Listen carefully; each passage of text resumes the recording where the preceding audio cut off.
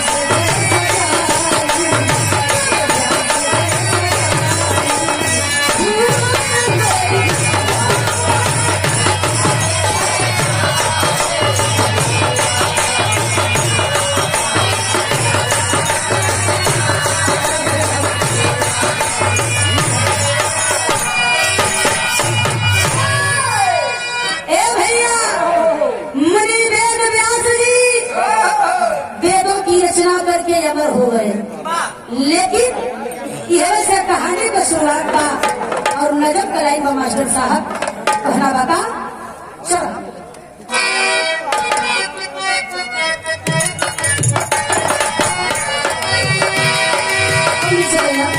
सुनिए सुनाओ सुनिए सुनाओ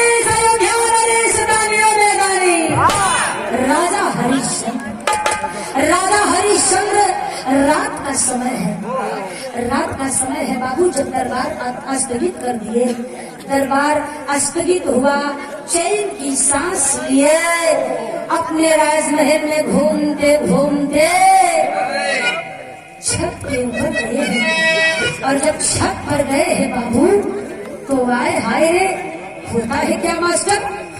एक लाइन गीत लगाता, कैसे गीत लगाता?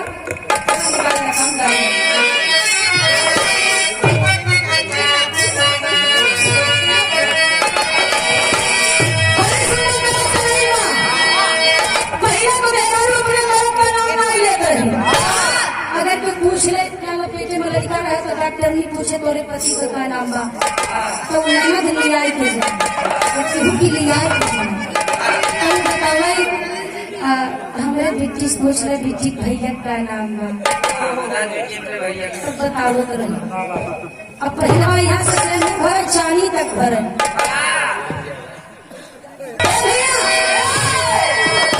गीत पर घर करेंगे पहला होता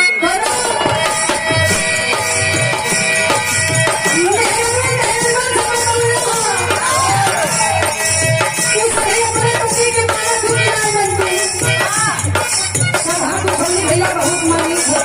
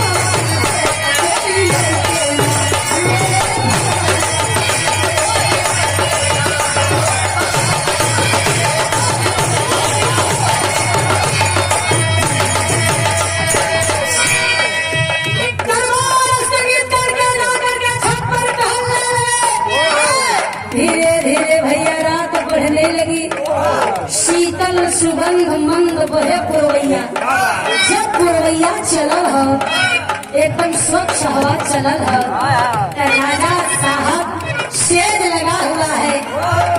राजा साहब को कुछ समझ में नहीं आया। राजा साहब जाकर के स्टेज पर बैठ गए और जब राजा हरिश्चंद्र सिंधिया को बैठल है बाबू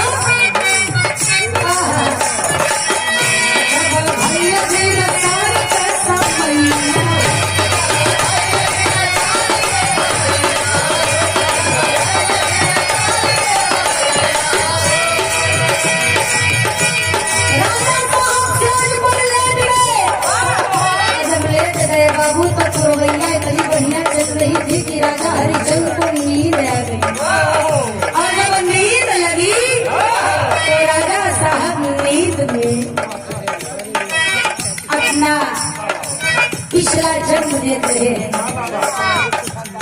स्वप्न में अपना पिछला पूर्व जगत देख रहे हैं। धीरे धीरे रात बीते हो रही है।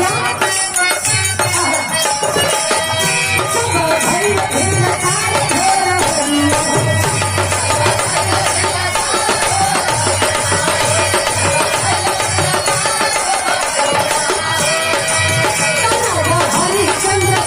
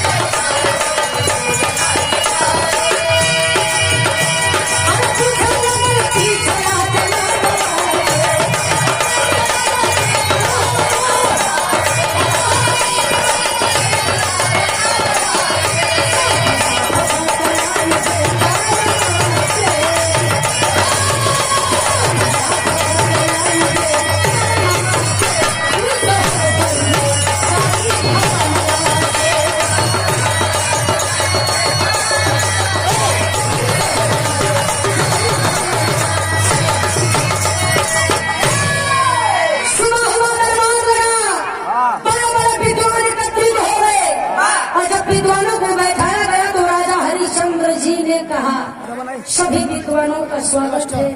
मैं बड़े संशय में हूँ, एक समस्या में हूँ। अगर आज जो मेरे समस्या का समाधान कर देगा, मैं अपने दरबार से उसे धनवान करके भेजूंगा। जितने विद्वान थे सब हाथ उठा दिए। महाराज तानिया में रानी सत्यवादी राजा हरिश्चंद्र पर कोई समस्या नहीं आ सकती, तो आपकी समस्या में फंस गए।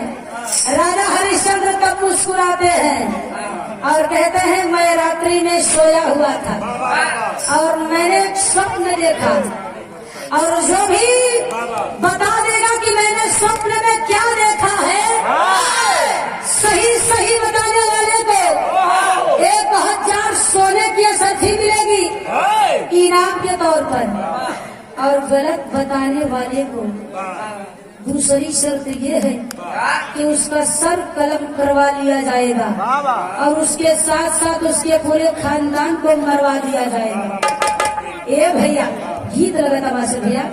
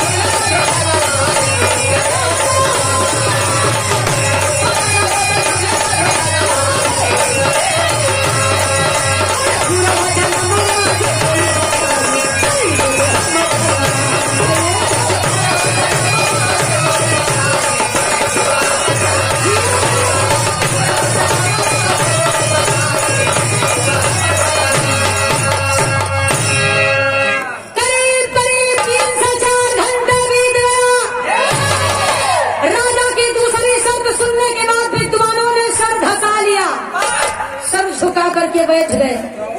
क्यों? क्योंकि राजा की दूसरी शर्त यह है, अगर गलत बताया तो गलत बताने वाले का सर धड़ से अलग कर दूंगा। उसके साथ साथ उसके खानदान में एक भी वारिस नहीं बचेगा, खानदान को मार दिया जाएगा। विद्वानों ने विचार फरमाया, मानना अकेल जान जाए तो मंजूर बा। अब हमारे साथे साथे बिटिया बेटवा नाती पोता माई बाबू आजी आजा सब मरा है, ये नहीं ठीक है। इससे अच्छा होगा कि हम बैठे ही रहे, उठे ही ना, उसी में भलाई है। राजा हरिश्चंद्र क्रोध में लाल,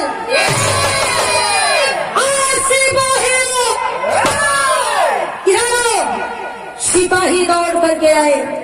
मेरी बात गौर से सुनो, अब ये विद्वान मेरे किसी काम के नहीं है। आदरणीय भी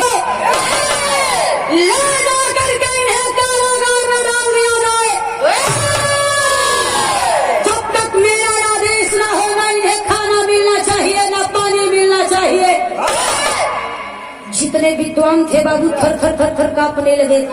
और तब उस समय राजा हरिश्चंद्र के दरबार में होता है क्या देरी लगा था मास्टर?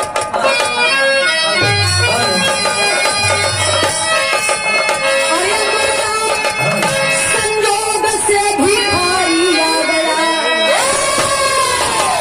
भैया संजोग से भिखारी आ गया, कोई स्वयं सजीवन विनाशी पाया।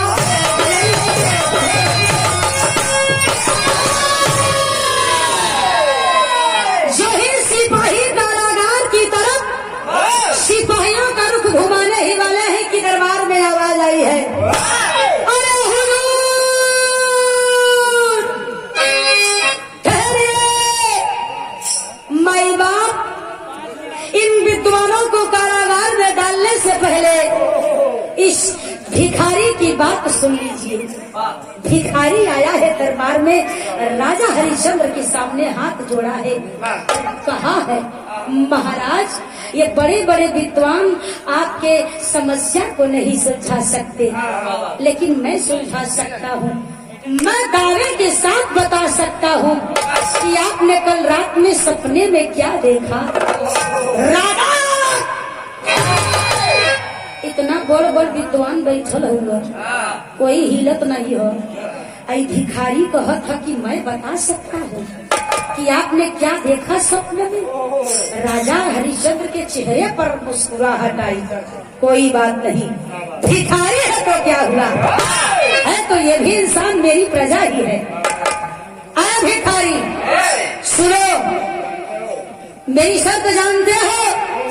भिखारी ने कहा हाँ राजा साहब, अगर सही बता गया तो 1000 सोने की असरफी दे गया, गलत हो गया तो मेरा सर कटवा लेंगे, मेरे साथ साथ मेरा परिवार मार दिया जाएगा। आपकी शर्त मंजूर है। राजा बोला तो फिर ठीक बा, बहू के मंजूर बा, पर इतनी समय नहीं, कल सुबह दरबार लगेगा, दरबार में आना और इन विद्वानों के बीच में मेरे स्वप्न की राज को बना कर देना, और सत्य हो गया तो तुझे वादा करता हूँ फरमान करके भेजूंगा। भिखारी खुश हुआ, दरबार स्थगित हुआ। भिखारी खुश होकर घर की ओर चल पड़ा, लेकिन उसके आंख डबडबा गई, आंख में आंसू भर गया, चलता जा रहा है और रो रहा है। क्यों रो रहा है? विचार करता है, अरे मेरे मालिक तूने मुझे एक ही औलाद दिया, वो भी जन्म देती ही उसकी माँ दुनिया छोड़कर चली गई। मेरी पत्नी को छीन लिया, माँ बाप नहीं रहे, अभी एक औलाद है। यदि कल दरबार में सत्य हो गया तो धनवान कर दिया जाऊंगा, और अगर कहीं गलत हो गया तो राजा मेरी तो जान लेंगे ही लेंगे, साथ में मेरा वंश बढ़ाने वाला एकलौता मेरा वारिस, मेरे जिगर का टुकड़ा बेटा राजा के हाथों वो भी मार दिया जाएगा। मैं क्या करूं? सोचते विचारते भिखारी घर पहुंच गया, दौड़ कर बेटा आया है, बाप के सीने से लग गया, सीनवा से लगाए के बाद बेटवा के चुमत पा, और चुमते चुमते जवन बेटुआ है, तो बेटुआ डायरेक्ट हथवा डालस कहाँ? वही बाबू को झोलिया में, जौने में भिखिया मांग के इकट्ठा करल, हथवा तक डालस तो झोलिया खाली हल, ऐसे हिलावत था। ए बाबू आज कुछ नहीं लिया का हो, तब तो बाप रोने लगा और कहा बेटे इससे जीवन में कुछ नहीं मांगा, आज मांगू तो देगा। बेटा ने कहा शरीर आपकी जान आपकी,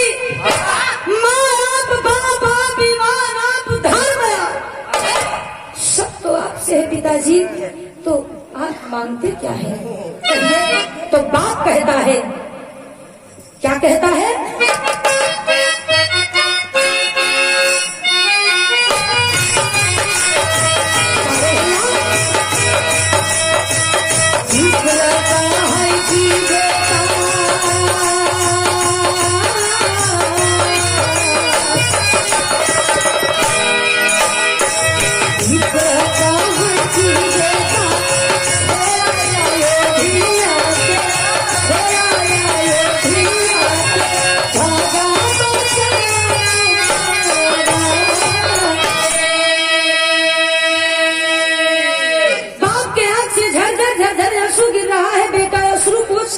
पिताजी, ऐसी कौन सी बात है कि आप रो रहे हैं? क्या बात है? पिता ने कहा, लाल, इसी समय नहीं है, इसी क्षण तू जितना जल्दी हो सके इस अयोध्या को छोड़कर कहीं दूर चला जा। बेटे ने सवाल कर दिया, क्यों पिताजी? मैं अपना घर, अपना पिता, अपनी दुनिया छोड़कर कहाँ जाऊँ? कारण क्या है? बाप कहता है, बेटा, मैं अभी अभी हरिश्चंद्र के दरबार से लौटा हूँ, वादा किया हूँ कल उनके सपने की बात बताऊंगा, सत्य हुआ तो धनवान हो जाऊंगा, अब गलत हो गया मेरे लाल, असत्य हुआ मार दिया जाऊंगा, मेरे साथ साथ तू भी मार दिया जाएगा, इसीलिए चाहता हूँ कि तू चला जा लाल। लेकिन सुन, अगर मेरी जान बच गई, धनवान हो गया, प्राण मोरा बचिया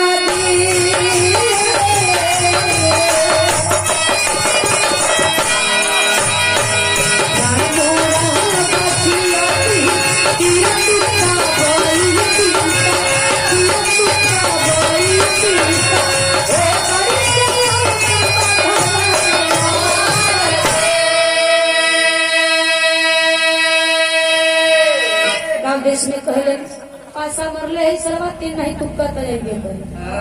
भिखारी का बेटा, पासा तो ठेका है, अगर तीन नहीं तुक्का भी आ गया तो तू कहीं भी रहेगा, मैं तुझे ढूंढवा लूंगा लाल, लेकिन इस वक्त चला जा। बेटा या क्या कारी था, छुआ है पिता का पैर, भाग चला घर छोड़ के बालक, भाग चला घर छोड़ के बालक, एक विप्र के घर में आया है, तो एक लौकी ब्राह्मण की बेटी जेल में प्रहंस आया है। शादी की चर्चा कर ले, शादी की चर्चा कर ले, और सब बालक पीड़ित आया है, तो हरिश्चंद्र को सर तक की बहुत सारी बात बताया है। फौरन अयोध्या को छोड़कर फरार हो गया।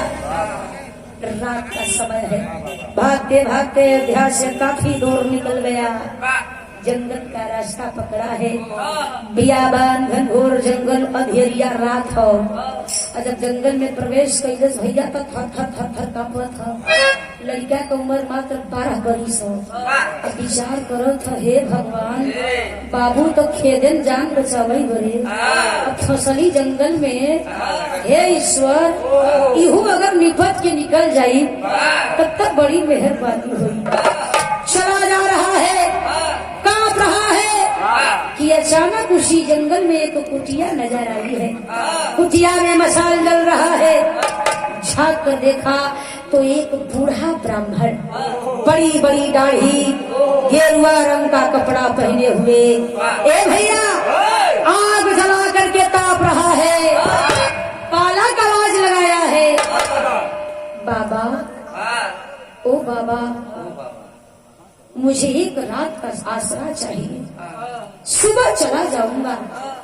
ब्राह्मण के कान में आवाज गई, मसाल उठाया, कुटिया के बाहर निकलकर मसाल के रोशनी में लड़के का चेहरा देख रहा है। 5 मिनट बीता, तब तो एक हाथ में मसाल है, दूसरा हाथ अपने सीने पर रखकर कहा, ओ हो वाह रे मेरे मालिक, तेरे घर में देर है, इतना दिना से बिटिया बड़े बर खोजत रहे, घर निकट बर नहीं, अब बर निकट घर नहीं, आज जवान लड़का भेजले होगा मालिक, गजब करे ललाट पर तेज बा, गजबा एकर जोड़ी हमारे बिटिया से नीमन रहे। तब तो ब्राह्मण बोला,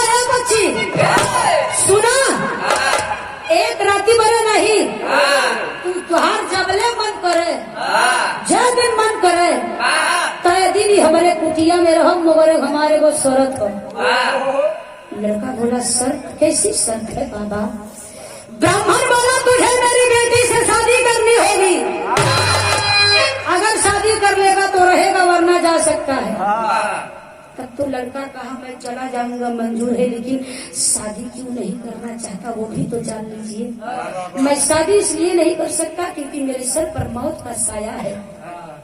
मेरे पिता हरिश्चंद्र राजा से वादा कर दिया है, वो उनके सपने की बात बताने वाले हैं।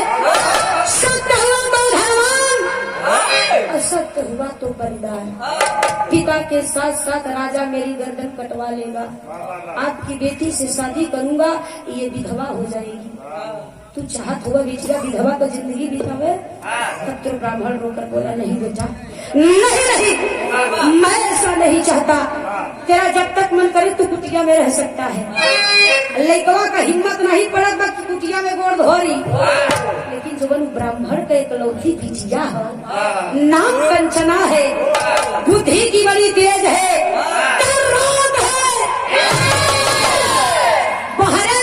लड़का को हाथ से कलाई धैलस, कलाई धाई के कुटिया में खींचलस, अब खींच के कहेगा क्या कहे भैया?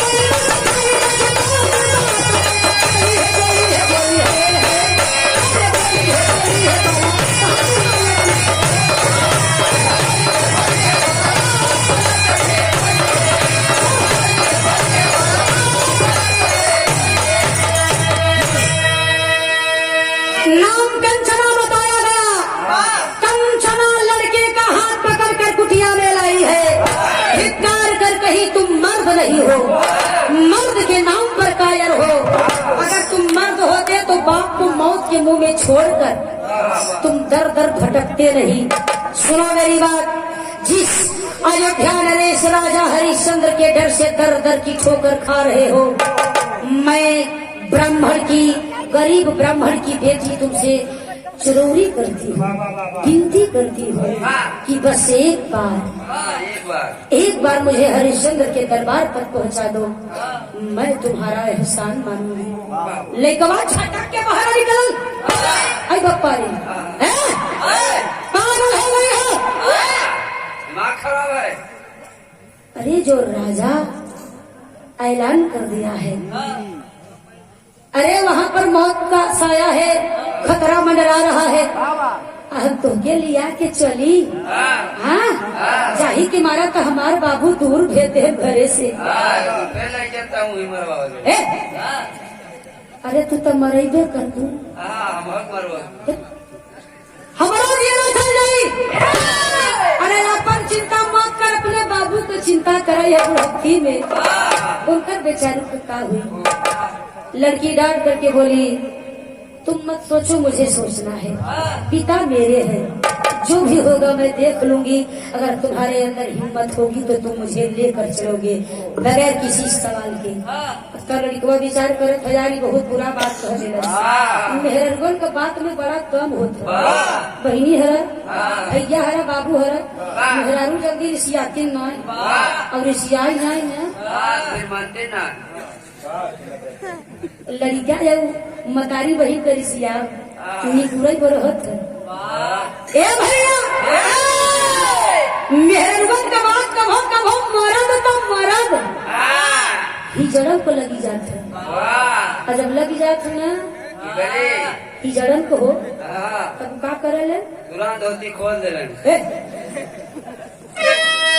कितना दम हो तो समझ ल अंत में विचार किया वह भिखारी का बेटा ये एक लड़की होकर जान जोखिम में डाल रही है मैं तो एक मर्द का जन्म पाया हूँ कहे नहीं कर बतिया देख लिया फिर हो खेला का आगे आगे लड़का पीछे पीछे कंचना अयोध्या का रास्ता पकड़ लिए और निकल पड़े भैया तर्ज बदल गई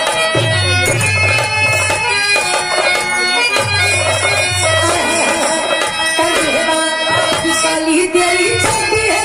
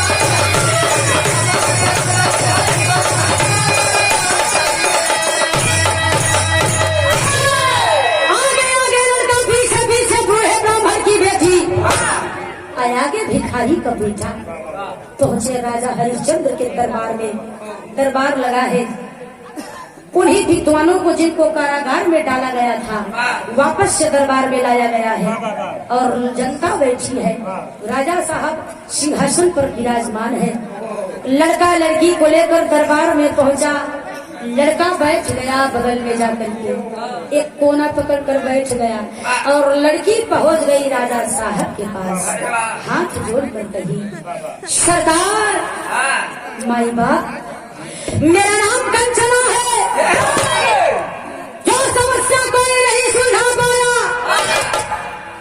मैं सुलझाने आई हूँ राजा देखने लगे एक लड़की मेरी समस्या का समाधान करेगी अरे लड़की पागल मत बनो जान प्यारी नहीं है शर्त जानती हो लड़की ने सिर हिलाया जी सरकार शर्त ये है अगर सत्य बतलाया तो आप मुझे इनाम पर 1000 सोने की असरफिया देंगे अगर मेरी जिह्वा से गलती हो गई तो सजा मेरे गर्दन को देंगे और मेरे साथ साथ मेरे खानदान को तबाह कर देंगे तब तक राजा ठनकला बात में दम हो ठीक है बैठ जाओ बैठ कर बताओ मैंने कल रात्रि में स्वप्न देखा और स्वप्न में क्या देखा कि मैं बौखला गया मेरी नींद खुल गई और मैं सोचने पर मजबूर हो गया दरबार में ऐलान करना पड़ा तब लड़की थोड़ा सा मुस्कुराई है और कहती है जी हुजूर आप धैर्य रखकर बैठिए मैं बता रही हूँ बड़ी गंभीरता से शुरू करिए हो पूरा दरबार शांत हो गया भैया बैठ जा शांति बनाना यार लड़कियां फिर बतावे वाली का बच्चों दरबार सन्नाटा हो गया एकदम कुछ भी चहल पहल नहीं है, बस लड़की की ओर सभी देखे जा रहे हैं। और लड़कियां बतावत का मास्टर गिरिशिया बनाई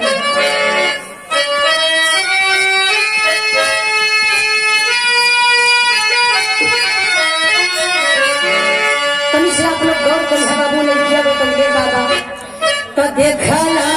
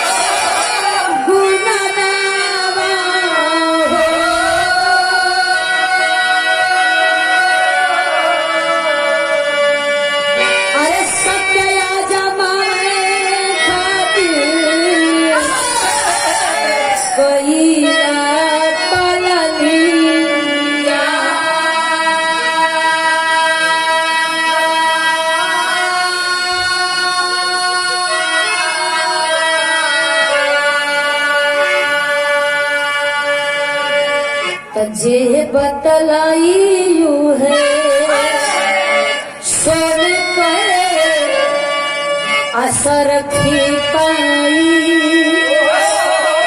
उन्नत परिवार कटाई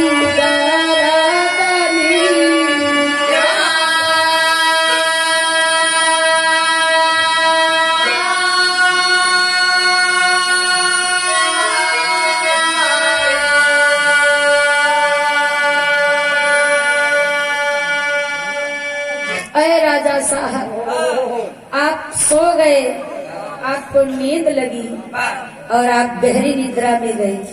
और जब गहरी निद्रा में गए तो आपने अपना पिछला जन्म देखा, पूर्व जन्म देखा। आपने ये देखा कि मैंने पिछले जन्म में क्या किया, क्या कर्म किया, क्या धर्म किया कि पिछले जन्म के प्रभाव से मैं दूसरे जन्म में राजा हरिश्चंद्र बनकर पैदा हुआ। राजा जब बतिया सुनला तो अखिया फाड़ के लड़किया के भिउरत हुआ। अरे करी सुतली हम, सपना देखली हम, पिछलो जन्मों देखली हम, लेकिन ये तो ओहू से आगे तो बतावत हो। राजा सन्नाटा खींचकर बैठ गए। कंचना ने कहा महाराज आगे सुनिए, अपने पिछले जन्म की बुद्धि को समझ लीजिए। ऐसे भैया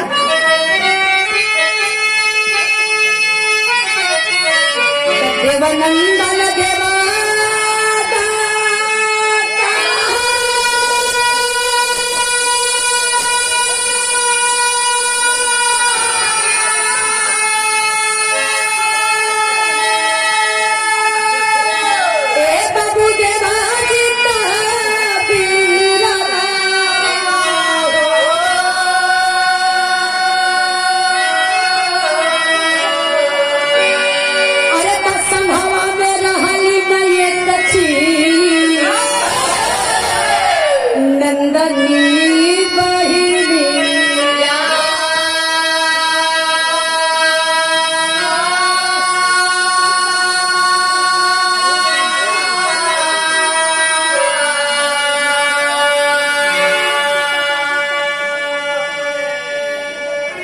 राजा साहब आपके पिछला जन्म में 3 भाई रहलन।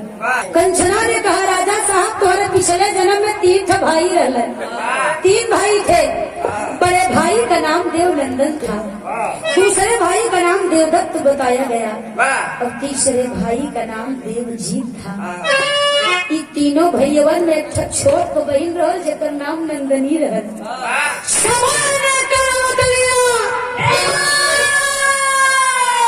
समय का काल चक्र घूमा है, सब तबाह हो गया और तीनों भीख मांगना शुरू कर दिए। और जब भीख मांगना शुरू कर दिए तो कोई तो देता और कोई नहीं देता, कोई मार पीट कर लेता और कोई गंदी गंदी गालियां देकर अपने दरवाजे से भगा देता। यूं ही धीरे धीरे 1 दिन बीत गया, 2 दिन बीत गया, 3 दिन बीत गया, 4 दिन बीत गया। भाई का मन सेध हुआ, भूख बर्दाश्त करे का कोशिश करत हुआ, लेकिन जो छोटी सी नन्ही मुन्नी सी बहन नंदनी है, नंदनी से भूख प्यास बर्दाश्त नहीं होता। जब ओके भूख लगे तो तीनों भैया ले जाके पानी पिया दे भैया। अब पानी कितना भूख मारे नान को लग जाती। अंत में 5वां दिन बीत गया, 5वां दिन बीता, रात बीत गई, कुछ नहीं मिला बाबू। बहन धरती पर लौटने लगी। माना ऐसा लगा था कि लड़की तो जिंदगी अब चल जाई कि तब चल जाई। लड़की की आंख से आंसू गिर रहा है और तड़प कर धरती पर लौट रही है। तीनों भाई भगवान के आसमान में ताकत हुआ, भगवान से चरौरी करत हुआ, ए मालिक अगर जान ही लेनी है तो हम 3 भाइयों की ले लेना, लेकिन ये हमारी लाडली इकलौती बहन है, इसे मुझसे मत छीनना। आज कुछ भी करके हम अपनी बहन के लिए कुछ न कुछ भोजन का इंतजाम तो कर ही देंगे। दुनिया इधर की उधर हो जाए, आज चाहे घोड़े गिरे के पड़ी, चाहे जैसे करे के पड़ी, कुछ न कुछ लेके तब लग जाए।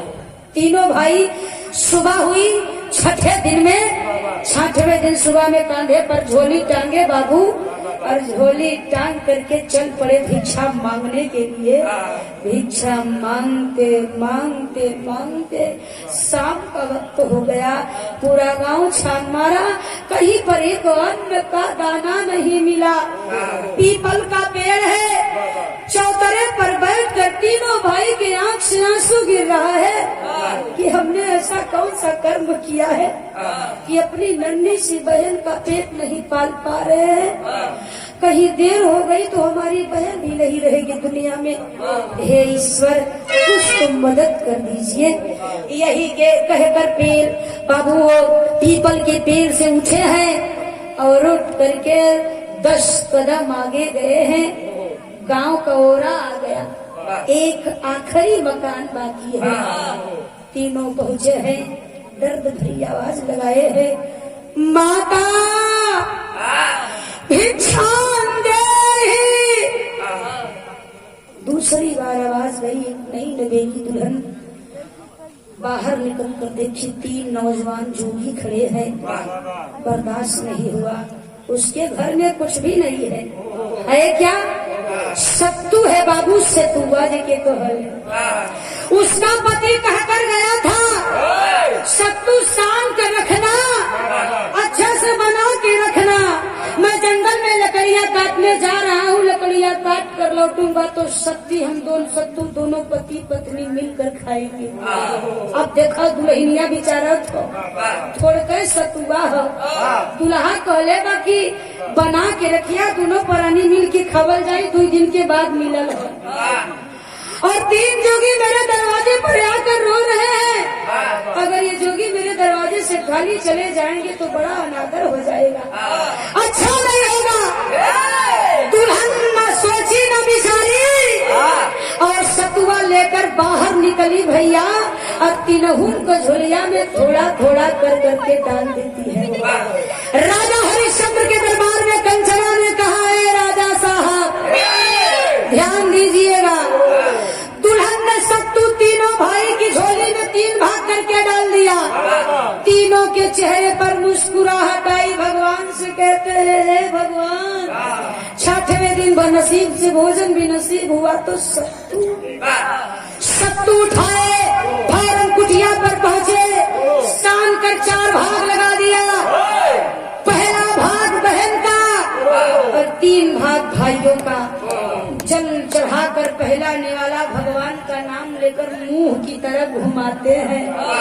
जैसे ही घुमौला भैया चारों कि अब तैयारी है भोजन करे करने वाला, ऐसे ही हो कि तबले एक बड़ी दर्द भरी दुख भरी आवाज कान में आ गयल। आधा के लाइन में कहना भैया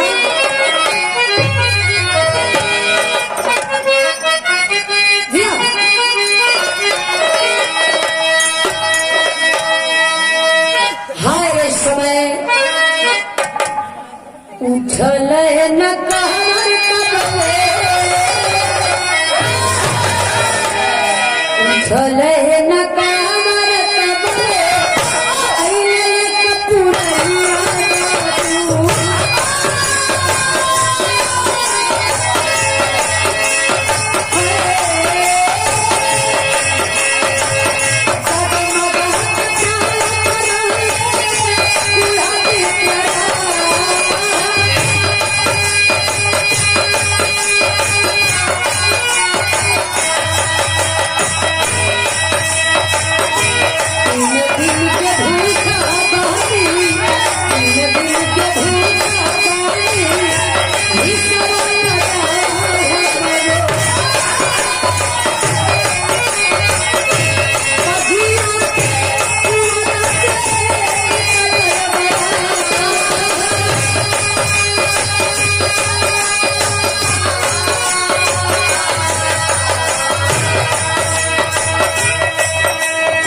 गौर करेंगे भैया।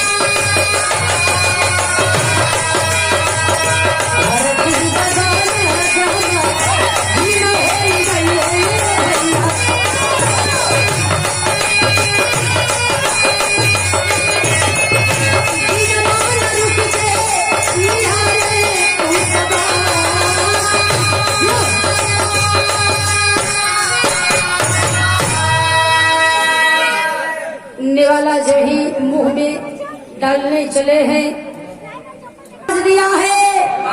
अरे बेटा, जैसे 4 हिस्सा लगाया है वैसे 5वां हिस्सा मेरा लगा दो, क्योंकि मैं 3 दिन से भूख से तड़प रहा हूँ। यदि आज भी भोजन नहीं मिला तो मेरे प्राण निकल जाएंगे। इतनी बात कहते ही बूढ़ा धरती पर गिर गया। लेकिन तीनों भाइयों में सबसे बड़ा दयालु देव नंदन था। देव नंदन फौरन अपने भोजन को छोड़, ए भैया, भोजन को छोड़कर दौड़ पड़ा। जाकर के बूढ़े ब्राह्मण को गोद में उठाया है और लाकर अपने हिस्से के सामने बैठा दिया और अपने हिस्से का सत्तू उस बूढ़े को खिला दिया। बूढ़े ने सतुआ खाया, पेट भरा, तो उसके मुख से आशीर्वाद निकला। 2 हिस्सा बचल बा, नंबर है दूसरे भाई का। तो दूसरा भाई विचार कर गया, छठा दिन कैसो मैसो से तुआ मिला बा, कई बुढ़ाऊ दादा भाव ले जाए चाहत है। अब राम जाने काल पर मिलबो करे कि न मिले। जीव राम अब अपने हिस्सा का सतुआ दे वो अपने हिस्से का भोजन उठाया, लेके हो गया, भाग गया। नंबर तीसरे भाई का आया, नाम देव जी कहे। देव जी के अंदर थोड़ी ममता थी, दया थी। एक ही हिस्से में 2 भाग लगाया, एक बूढ़े को खिलाया, एक स्वयं खा लिया। इस सारी बतिया बहिनिया देखा था। अब बहिनिया सोच में बा, बड़का भैया पूरा दे दे, तीसर का भैया आधा दे दे, दूसर का भैया भाग निकले, अब बची हम भाई। सतुआ उठाई पूरा, अब बूढ़े के चरणों में रखती है।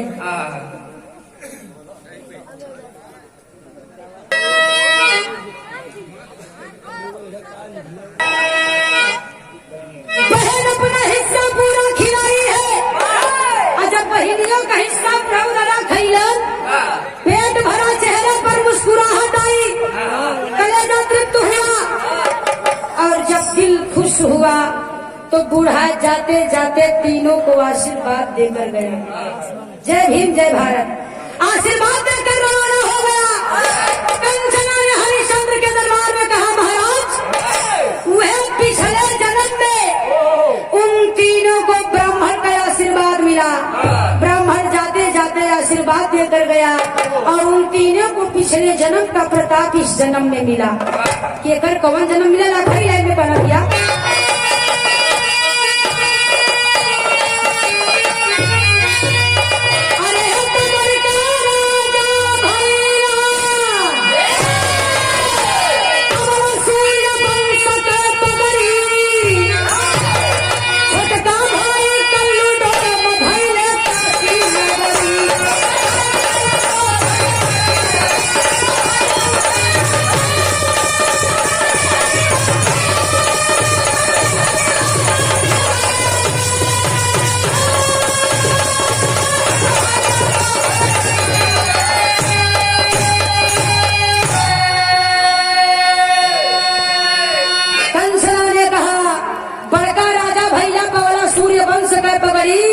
छोटका भाई कल्लू डोम भैले काशी नगरी।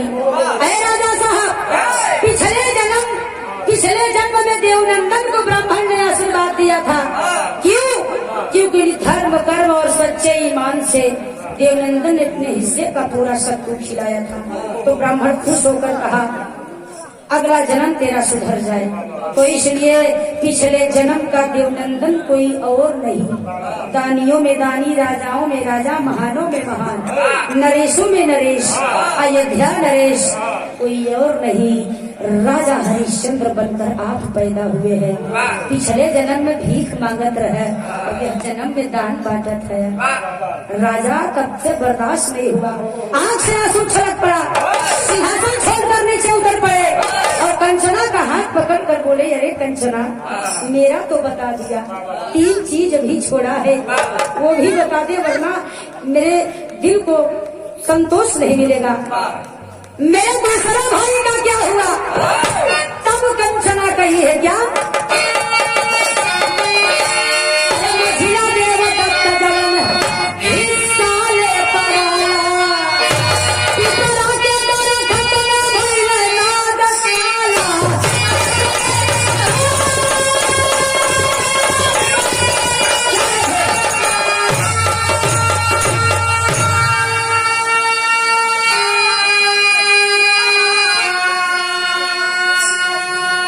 कंचना ने कही आपके दूसरे भाई देवदत्त को ब्राह्मण का आशीर्वाद नहीं मिला, वो लालच में आकर अपना हिस्सा लेकर भाग गया। लेकिन आपके तीसरे भाई को आशीर्वाद मिला जिसका नाम देवजीत था।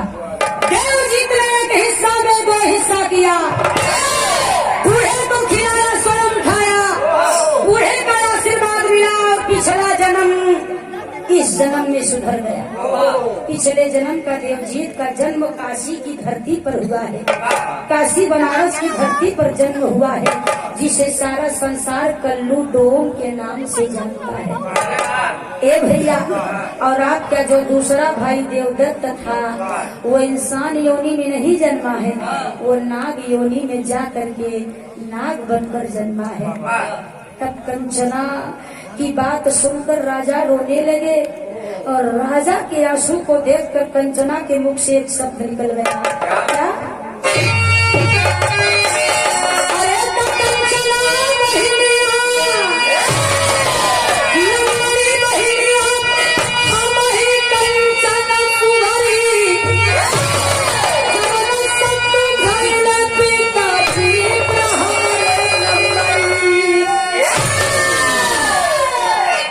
पिछले जन्म में तुम्हारे 2 बहिनियों रहल, नाम नंदनी रहल, वो ब्राह्मण के खिलौले रहल, तो ब्राह्मण का आशीर्वाद उसे भी मिला, इसीलिए उसका भी पिछला जन्म सुधर गया। और पिछले जन्म की आपकी बहन नंदनी का जन्म इस जन्म में कोई और नहीं, आपके सामने खड़ी है। पिछले जन्म में नंदनी थी और इस जन्म में मैं एक ब्राह्मण की एकलौती बेटी कंचना बन करके पैदा हुई हूँ। कंचना बन करके जन्मे हो। ए भैया, राजा साहब प्रसन्न हुए और 1000 सोने की असरफी मंगवाते हैं। कंचना का मान सम्मान दे करके उसकी विदाई कर दिए और उसके साथ साथ भिखरियों को भी नापाती दी है। ओहू को बनल। आखिरी लाइन में कहना बा